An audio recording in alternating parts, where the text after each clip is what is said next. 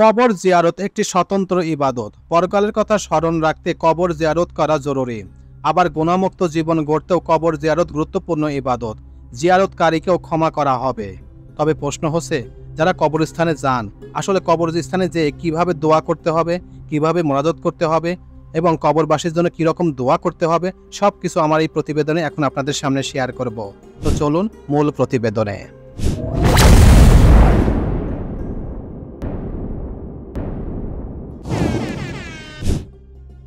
কবর জিয়ারতের সঠিক নিয়ম ও দোয়া। বাইহাকি শরীফে হযরত নোমান রহমাতুল্লাহ কর্তৃক বর্ণিত হয়েছে, হযরত রাসূলুল্লাহ সাল্লাল্লাহু আলাইহি ওয়াসাল্লাম ইরশাদ করেছেন, যে ব্যক্তি প্রত্যেক জুম্মার দিনে নিজ মাতা পিতার অথবা তাদের মধ্যে যে কোনো একজনের কবর জিয়ারত করবে তাকে মাফ করে দেওয়া হবে এবং তাকে পিতামাতার প্রতি উত্তম ব্যবহারকারী হিসেবে নাম লেখা হবে। হযরত আবু হুরায়রা রাদিয়াল্লাহু তাআলা আনহু থেকে বর্ণিত হয়েছে যে হযরত রাসূলুল্লাহ সাল্লাল্লাহু আলাইহি ওয়াসাল্লাম ইরশাদ করেন, আল্লাহ বেহেশতে তার কোনো বান্দার মর্যাদা বাড়িয়ে দেবেন। বান্দা তার অতিরিক্ত মর্যাদার কারণ আল্লাহর নিকট জানতে চাইলে আল্লাহ বলবেন, তোমার সন্তান তোমার জন্য ক্ষমা চেয়েছে, এর জন্য বেহেশতে তোমার মর্যাদা বাড়িয়ে দেওয়া হয়েছে। মুসলিম শরীফে হযরত আয়েশা রাদিয়াল্লাহু তাআলা আনহা কর্তৃক বর্ণিত হয়েছে যে তিনি একদিন হযরত রাসূলুল্লাহ সাল্লাল্লাহু আলাইহি ওয়াসাল্লামকে জিজ্ঞাসা করলেন, ইয়া রাসূলুল্লাহ সাল্লাল্লাহু আলাইহি ওয়াসাল্লাম, কবর জিয়ারতের সময় আমি কি বলবো? রাসূল সাল্লাল্লাহু আলাইহি ওয়াসাল্লাম বললেন, সালাম হোক মুমিন ও মুসলিমদের বাসস্থানের অধিবাসীদের উপর এবং দোয়া করুন আল্লাহ আমাদের মধ্য থেকে যারা প্রথমে কবর গিয়েছে তাদের প্রতি এবং যারা কবরে পরে আসবে, আমরাও ইনশাআল্লাহ শীঘ্রই তোমাদের সঙ্গে যুক্ত হব। যেভাবে কবর জিয়ারত করবেন। কবরস্থানে যাওয়ার পর সর্বপ্রথম জিয়ারতের দোয়া পড়বেন। এরপর কবরবাসীদের ইসালে সোয়াবের নিয়তে দরুদ শরীফ, বিভিন্ন সূরা ইত্যাদি পড়বেন। মৃতের বা কবরবাসীর মাগফিরাতের জন্য দোয়া করবেন। দরুদ শরীফ, সূরা ফাতিহা, আয়াতুল কুরসি, সূরা ইখলাস, যেসব সূরা সহজ মনে হয় সেগুলো পড়ে মৃত ব্যক্তির রূহের উপর সোয়াব পাঠিয়ে দিন। চাইলে হাত না তুলে মনে মনে দোয়া করতে পারেন, তবে কবর সামনে রেখে দুই হাত তুলে দোয়া করা উচিত নয়। তাই কবরকে পিছনে রেখে কিংবা কবরের দিকে পিঠ দিয়ে উপরে কিবলামুখী হয়ে দোয়া করতে হবে। কবর জিয়ারতের দোয়া।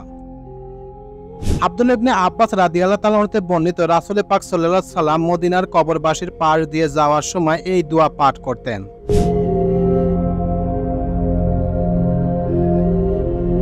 আবু হুরায়রা রাদিয়াল্লাহু তাআলা হতে বর্ণিত, একবার রাসূল পাক সাল্লাল্লাহু আলাইহি সাল্লাম কবর জিয়ারতে গিয়ে এই দোয়া পড়তেন।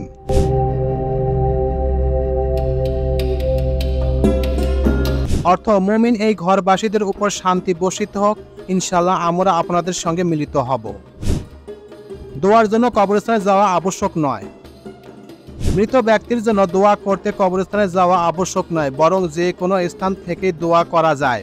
যেমন রাসূল পাক সাল্লাল্লাহু আলাইহি ওয়াসাল্লাম বলেছেন, যখন কোনো ব্যক্তি মারা যায় তখন তার আমলের দুয়ার বন্ধ হয়ে যায়। তবে তিনটি বিষয় ব্যতিক্রম: সাদকায়ে জারিয়া, এমন জ্ঞান যা দ্বারা অন্যরা উপকৃত হয়েছে, অথবা এমন নেক সন্তান যে তার জন্য দোয়া করে। হাত উঠিয়ে দোয়া করা জায়েজ কি? কবর জিয়ারতের শেষে কিবলামুখী হয়ে হাত উঠিয়ে দোয়া করা জায়েজ আছে, জরুরি নয়। তাই এই সময় কেউ দোয়া করতে চাইলে কবরকে পিছনে বা পাশে রেখে কিবলামুখী হয়ে দাঁড়ানো অবস্থায় হাত উঠিয়ে দোয়া করবে। হাদিস শরীফে আছে, রাসূলুল্লাহ সাল্লাল্লাহু আলাইহি ওয়াসাল্লাম বাকি কবরস্থান জিয়ারতের শেষে 3 বার হাত উঠিয়েছিলেন। সহিহ মুসলিম হাদিস 974।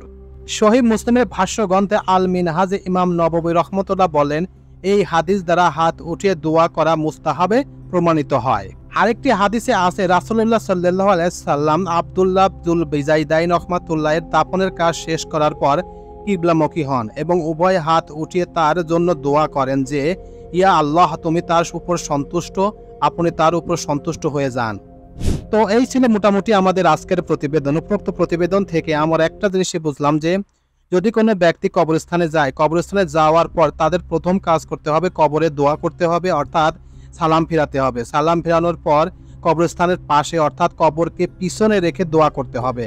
কবরকে সামনে রেখে কখনো দোয়া করা যাবে না, কারণ কবরকে সামনে রেখে দোয়া করা জরুরি নয়। তবে কবরের এক পাশে রেখে অর্থাৎ কবরের পিছনে রেখে আপনারা দোয়া করতে পারবেন।